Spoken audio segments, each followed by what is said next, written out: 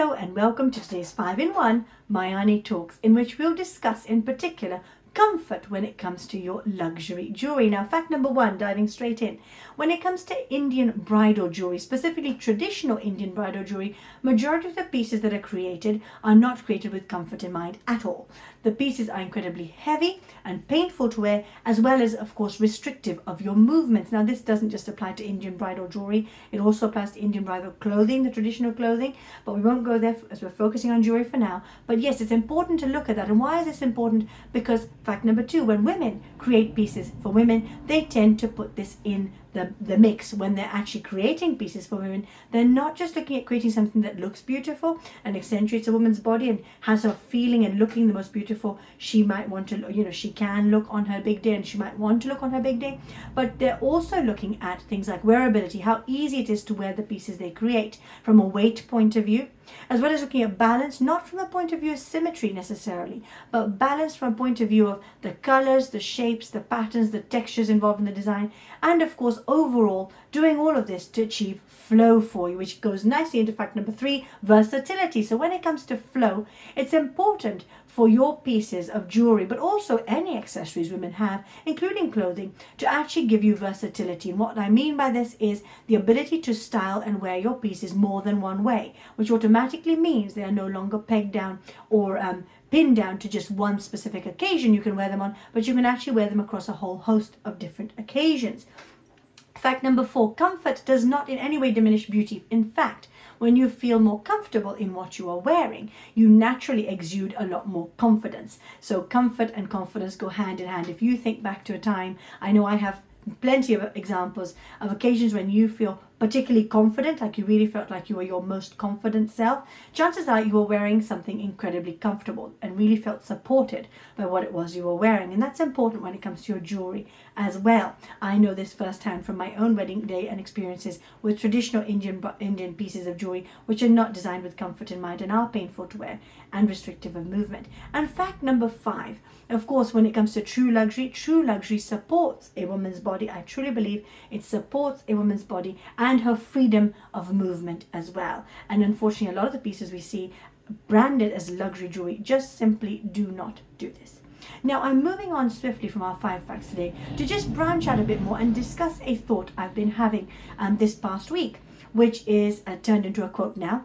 And the quote goes, "Never underestimate a woman with wielding a needle, thread, and beads." Of course, I added the beads because I personally work with beads and I love working with them. So this thought, now quote, actually got me thinking about women who had powerfully impacted not only their lives, but also women around them, empowering them, and changed and shifted societal and cultural views in the process, simply using a needle and thread. And so here are a couple of women that I came across. Ruma Devi, and she is a lady from a village in Rajasthan. I believe it's called the Barmar village in Rajasthan, and she grew up there and learnt embroidery from a very young age from her grandmother. And with this embroidery that she had learnt, she then went on to empower over 50,000 women, teaching them the craft form, uplifting this traditional craft form, providing them with sustainable, viable livelihoods, paying them fairly, and also setting up organizations like the Rumi Foundation, which addresses issues like girl-child education, child marriages, and even domestic violence. So really looking at issues, addressing issues that affect women specifically. Then you've got Pabiben Rabari, and she is a woman who took her village craft form of embroidery from her little village of I believe it was called Badroi in Kutch in Gujarat. She took her craft form from Badroi in Kutch in Gujarat to the global platform, and she actually in fact created her very own form of embroidery called Hari Jari. And using this embroidery and the skills that she had, she not only employed lots of women and taught them this skill set, but equally her Pabi bag in particular became incredibly famous and has been seen across many Bollywood and Hollywood films. And she does use a lot of sustainable practices in her work, as well as natural dyed cotton. That's lady number 2. Lady number 3, Spandita Malik. Now, she's in the area of craftivism, which is, for those of you who don't know, where you use crafting as a form of activism, to actively speak out against or speak for in favor of something that's quite significant to you. So in the realm of craftism, you've got Spandita Malik's work, particularly her Nari project. With her Nari project, she involved and invited many Indian women to collaborate with her on her project. Essentially, the women were not only involved in collaborating when it came to how the poses of the photographs she took were taken. She would photograph these women. Many of them were actually women who were survivors of gender-based violence as well.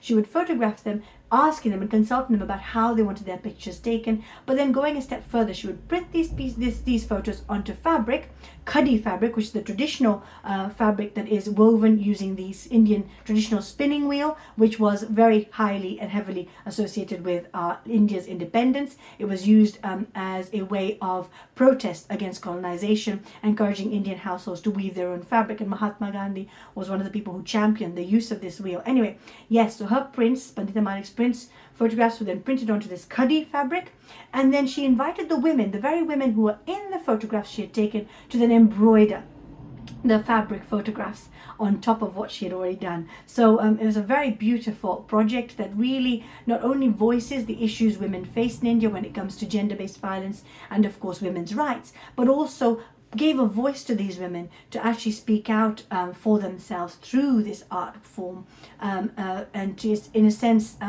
have a voice against what atrocities they may have faced in their lives. So very powerful women there, women there in particular, but also with Ruma Devi, very, very powerful women using needles and threads to achieve huge positive changes for women, not just in terms of how women are able to voice themselves and finding freedom and empowerment in being able to voice themselves, but also huge positive shifts and changes in how society and cultures view these traditional craft forms, which is sometimes just seen as domestic craft and not as serious art.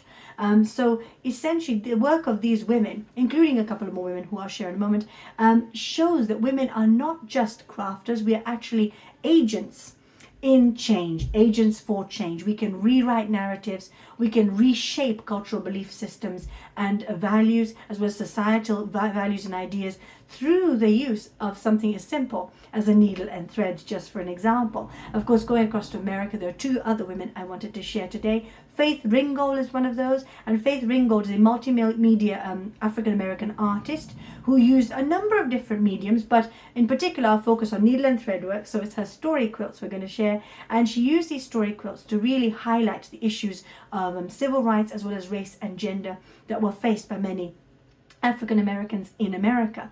And then the second lady from that part of the world is Elizabeth Keckley, and she was actually born into slavery, and she bought her freedom using her skills as a seamstress, and actually created pieces of clothing for the elite politicians' wives, many elite politicians' wives, and remade a name for herself with a needle and thread. So I hope that brought some beautiful insights and thoughtfulness for you, and perhaps even some inspiration for you to go on to look into some of these women yourself and look into how people really can truly make a positive and quite lasting, memorable change and impact in the world using something as simple as a needle and thread, and as I like to add, beads, of course. So if you enjoyed today's 5-in-1, of course, please do feel free to hit the like button below. If you wish to stick around and enjoy more of these talks, then please do subscribe and hit the notification bell so you are informed every time I put out one of these videos. I enjoyed speaking with you today. I welcome you to share your thoughts. What do you think about women creating for women? And more specifically, maybe, which story